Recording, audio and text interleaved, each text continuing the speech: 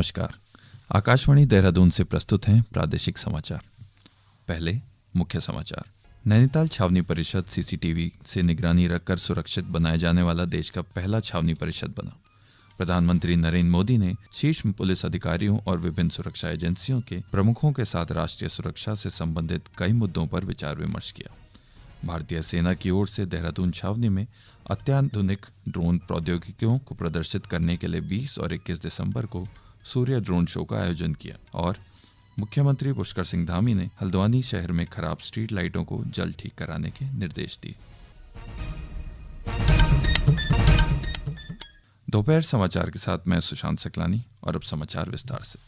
नैनीताल छावनी परिषद की सुरक्षा के दृष्टिगत पूरे छावनी क्षेत्र की सीसीटीवी से निगरानी रखी जा रही है। यह देश का पहला छावनी परिषद है जो पूरी तरह से सीसीटीवी सुरक्षित है। क्षेत्रीय सांसद अजय भट्ट ने नैनीताल छावनी परिषद में स्थापित 180 सीसीटीवी कैमरों के कंट्रोल रूम का शुभारंभ किया। इस पहल का उद्देश्य असामाजिक तत्वों से छावनी परिषद क्षेत्र को सुरक्षित करना, सेना के जवानों और उनके परिवारों में सुरक्षा की भावना बढ़ाना और महिलाओं, पर्यटकों को और बच्चों की सुनिश्चित करना है। प्रधानमंत्री नरेंद्र मोदी ने भुवनेश्वर में पुलिस और खुफिया एजेंसियों की वरिष्ठ अधिकारियों के साथ कल पुलिस और सुरक्षा के विभिन्न पहलुओं पर विचार और सुझाव साझा किए। श्री मोदी ने ओडिशा में आयोजित 3 दिवसीय अखिल भारतीय महानिदेशक और पुलिस महानिरीक्षक सम्मेलन में भाग लिया। प्रधानमंत्री आज से लगातार दूसरे दिन सुरक्षा सम्मेलन में भाग लेंगे। राष्ट्रीय सुरक्षा के मुद्दों पर चर्चा में भारत के विकास को बाधित करने के लिए प्रौद्योगिकी का उपयोग करने वाली विरोधी ताकतें, पारंपरिक चुनौतियां जैसे सीमा पार आतंकवाद और तस्करी, भीतरी इलाकों में कट्टरपंथी गतिविधियां, वामपंथी उग्रवाद जैसे विषय शामिल थे। प्राप्त जानकारी के अनुसार श्री मोदी ने पुलिस व्यवस्था के विभिन्न पहलुओं पर सुझाव दिए हैं जिन्हें अगले 1 साल में लागू करने के लिए सभी राज्यों और केंद्र शासित प्रदेशों और केंद्रीय एजेंसियों को भेजा जाएगा। पौड़ी जिले का श्रीनगर मेडिकल कॉलेज उत्तराखंड के लिए एक प्रमुख चिकित्सा केंद्र बनकर उभरा है। स्वास्थ्य मंत्री डॉक्टर धन सिंह रावत ने कहा कि मेडिकल कॉलेज में सुविधाएं लगातार बेहतर हो रही हैं। उन्होंने कहा कि इस मेडिकल कॉलेज से रुद्रप्रयाग, चमोली, पौड़ी और टिहरी जिले के लोगों को सुविधा मिल रही है। उत्तराखंड का बहुत अच्छा मेडिकल कॉलेज में से एक हो गया है और मुझे बड़ी खुशी है कि वहाँ के 50 बच्चे जो है एमडी में निकले हैं। श्रीनगर मेडिकल कॉलेज में अब कैथ लैब भी बन गई है, अब फैकल्टी भी आ गई है और मैं कह सकता हूँ कि रुद्रप्रयाग जिला, चमोली जिला, पौड़ी जिला और आधा टिहरी जिला, इन चारों जिले के जितने भी मरीज आते हैं वहीं आते हैं और वहाँ की जो अब ओपीडी है वो भी 1000 से ज्यादा हो गई है। आईपीडी भी वहाँ 300 से ज्यादा है। आयुष्मान में भी बहुत अच्छे वहाँ पे इलाज हो रहे हैं और मैं कह सकता हूँ कि अब पूरे पहाड़ के लिए जो है वो मेडिकल कॉलेज एक वरदान सिद्ध हो रहा है। अल्मोड़ा क्वारब राष्ट्रीय राज्य मार्ग मलबा आने के कारण अभी भी बड़े वाहनों की आवाजाही के लिए बंद है। इस मार्ग को खोलने के लिए लगातार प्रयास किए जा रहे हैं। यातायात को सुचारू बनाए रखने के लिए अल्मोड़ा शहर फाटक और खैरना रानीखेत मार्ग वैकल्पिक मार्ग का प्रयोग किया जा रहा है। आज विश्व एड्स दिवस है। इस अवसर पर आज केंद्रीय स्वास्थ्य और परिवार कल्याण मंत्री जगत प्रकाश नड्डा मध्य प्रदेश के इंदौर में विश्व एड्स दिवस के राष्ट्रव्यापी कार्यक्रम का उद्घाटन करेंगे। एचआईवी एड्स पर संयुक्त राष्ट्र कार्यक्रम युवा नेट्स के ध्येय वाक्य सही रास्ते पर चलने के अनुरूप विश्व एड्स दिवस जागरूकता और उपचार के लिए अधिकार आधारित दृष्टिकोण के साथ वर्ष 2030 तक इस बीमारी के उन्मूलन के वैश्विक लक्ष्य को प्राप्त करने की दिशा में एक पहल है। इस वर्ष के आयोजन में कई गतिविधियां शामिल होंगी। इसके तहत एक अभिनव प्रदर्शनी लगाई जाएगी जिसमें नाको द्वारा अपनाए गए डिजिटल तंत्र, सामुदायिक सहभागिता, अभियान आधारित दृष्टिकोण से हासिल उपलब्धियां तथा लाभार्थियों द्वारा विभिन्न प्रकार की हस्त निर्मित वस्तुएं प्रदर्शित की जाएंगी। कार्यक्रम में राष्ट्रीय एड्स नियंत्रण संगठन का थीम सॉन्ग भी जारी किया जाएगा। पर्वतारोहण और ट्रैकिंग के लिए प्रसिद्ध गंगोत्री राष्ट्रीय उद्यान और गर्तांगली के गेट कल पर्यटकों के लिए बंद कर दिए जाएं। अब उद्यान और गर्तांगली के तीनों गेट अगले वर्ष 1 अप्रैल को खोले जाएंगे। गंगोत्री राष्ट्रीय उद्यान के उप निदेशक आर एन पांडे ने बताया कि इस बार गंगोत्री उद्यान में शहर को 29,000 से अधिक पर्यटक आए। इससे उद्यान को प्रवेश शुल्क 76 लाख से अधिक का राजस्व प्राप्त हुआ। शीतकाल में वन्य जीवों की गतिविधि पर नजर रखने के लिए उद्यान क्षेत्र में 75 से अधिक कैमरा ट्रैप लगाए गए। यह समाचार आकाशवाणी के देहरादून केंद्र से प्रसारित किए जा रहे हैं। भारतीय सेना के सेंट्रल कमांड और federation of Indian chambers of commerce and industry के सहयोग से देहरादून छावनी में अत्याधुनिक ड्रोन प्रौद्योगिकियों को प्रदर्शित के लिए सूर्य ड्रोन शो 2024 का आयोजन किया जा रहा है। 20 और 21 दिसंबर को देहरादून छावनी के जसवंत ग्राउंड में होने वाले इस अभूतपूर्व कार्यक्रम का उद्देश्य ड्रोन साधनों के नवाचार के माध्यम से भारत को तकनीकी स्वायत्तता और आत्मनिर्भरता की ओर प्रेरित करना है।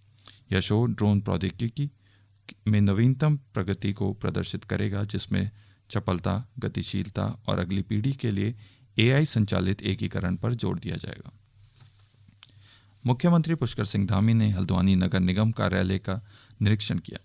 इस दौरान उन्होंने नगर आयुक्त विशाल मिश्रा को शहर में खराब स्ट्रीट लाइटों को जल्द ठीक कराने के निर्देश दिए।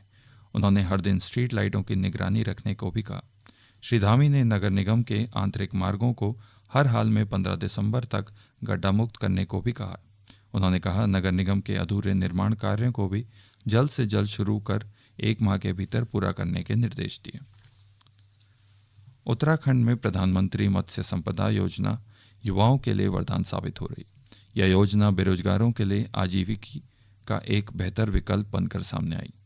चंपावत जिले के कठिनौली गांव में रोहित सिंह मेहर इस योजना का लाभ उठा रहे हैं। वे बताते हैं कि उन्होंने वर्ष 2022 में इस योजना के तहत 50% सब्सिडी के साथ 500 वर्ग मीटर तालाब में मछली पालन शुरू किया था। इस वर्ष में रोहित ने 35,000 का शुद्ध मुनाफा कमाया। नमस्कार, मेरा नाम रोहित सिंह मेहर है और मैं जनपद चंपावत के ग्राम कठनौली का रहने वाला हूँ। मैंने वर्ष 2022 से मछली पालन का कार्य शुरू किया है, जिसमें मैंने 500 वर्ग मीटर में क्लस्टर तालाब निर्माण और एक ऑर्नामेंटल फिश यूनिट का निर्माण किया है, जिसमें कलर फिश और silver carp, grass carp, common carp जैसी मच्छियों का पालन मेरे द्वारा किया जा रहा है। जो मैंने जनपद मत्स्य कार्यालय चंपावत में आवेदन किया, इसके बाद ही मत्स्य प्रभारी जी ने यहाँ निरीक्षण करने के बाद मछली पालन के क्षेत्र में मेरा बहुत सहयोग किया। इसके साथ ही मैं जनपद मत्स्य प्रभारी जी का दिल से धन्यवाद करना चाहता हूँ, जिनकी वजह से मैं इतनी बड़ी रोजगार को स्थापित कर पाया। और साथ ही मैं उत्तराखंड के मुख्यमंत्री श्री पुष्कर सिंह धामी जी का भी धन्यवाद करना चाहता हूँ, जिनकी सरकार ने आज इतने बड़े रोजगार के रूप में मुझे मछली पालन से जुड़ने का मौका प्रदान किया। जिला विधिक सेवा प्राधिकरण की पहल पर चंपावत जिले के बहुउद्देश्य शिविर का आयोजन किया गया। लोहाघाट के रायनगर चौड़ी में राजकीय महाविद्यालय में आयोजित शिविर में विभिन्न सरकारी विभागों ने अपने स्टॉल लगाए। इस दौरान लोगों को कानूनी अधिकारों के बारे में जानकारी दी गई, साथ ही नशा मुक्ति के लिए भी प्रेरित किया गया। इसके अलावा शिविर में सरकार की जल कल्याणकारी योजनाओं के बारे में जानकारी दी गई और स्वास्थ्य, आयुर्वेदिक व होम्योपैथिक विभाग के द्वारा शिविर में लोगों का स्वास्थ्य परीक्षण कर निःशुल्क दवाओं का वितरण किया। हल्द्वानी की तर्ज पर नैनीताल के शहरी क्षेत्र में भी टैक्सी और दोपहिया वाहन चालकों और उनके वाहनों का सत्यापन कार्य किया जाएगा। इसके संचालन के लिए मानक संचालन प्रक्रिया SOP बनाई जाएगी। जिलाधिकारी वंदना ने हल्द्वानी में जिला स्तरीय सड़क सुरक्षा समिति की बैठक में यह जानकारी दी। उन्होंने बताया कि नैनीताल शहर में व्यापार मंडलों के साथ विचार विमर्श कर सड़क सुरक्षा दल दोपहिया निषेध मार्ग तय करेगा। इसके निर्धारण के बाद ऐसे मार्ग सिर्फ पैदल चलने वाले लोगों के लिए आरक्षित किए जाएंगे। नैनीताल जिले में परिवहन विभाग के ओवर स्पीड और शराब पीकर वाहन चलाने वालों के खिलाफ अभियान चलाकर उन 50 वाहनों को चालान किए। सहायक संभागीय परिवहन अधिकारी श्री जितेंद्र के अनुसार कार्यवाही के दौरान 40 वाहनों के ओवर स्पीड के अभियोग में चालान किए, जबकि 3 वाहन चालकों के द्वारा शराब का सेवन कर वाहन संचालित करने के अभियोग में सीज किए गए। इसके अलावा परमिट कर, लाइसेंस, सीट बेल्ट, हेलमेट जैसे अन्य अभियोग में कार्यवाही की गई। अंत में मुख्य समाचार एक बार फिर। नैनीताल छावनी परिषद CCTV से निगरानी रखकर सुरक्षित बनाया जाने वाला देश का पहला छावनी परिषद बना। प्रधानमंत्री नरेंद्र मोदी ने शीर्ष पुलिस अधिकारियों और विभिन्न सुरक्षा एजेंसियों के प्रमुखों के साथ राष्ट्रीय सुरक्षा से संबंधित कई मुद्दों पर विचार विमर्श किए। भारतीय सेना की ओर से देहरादून छावनी में अत्याधुनिक ड्रोन प्रौद्योगिकियों को प्रदर्शित करने के लिए 20 और 21 दिसंबर को सूर्य ड्रोन शो का आयोजन किया जाएगा। और मुख्यमंत्री पुष्कर सिंह धामी ने हल्द्वानी शहर में खराब स्ट्रीट लाइटों को जल्द ठीक कराने के निर्देश दिए। इसके साथ ही प्रादेशिक समाचारों का ये बुलेटिन समाप्त हुआ। नमस्कार।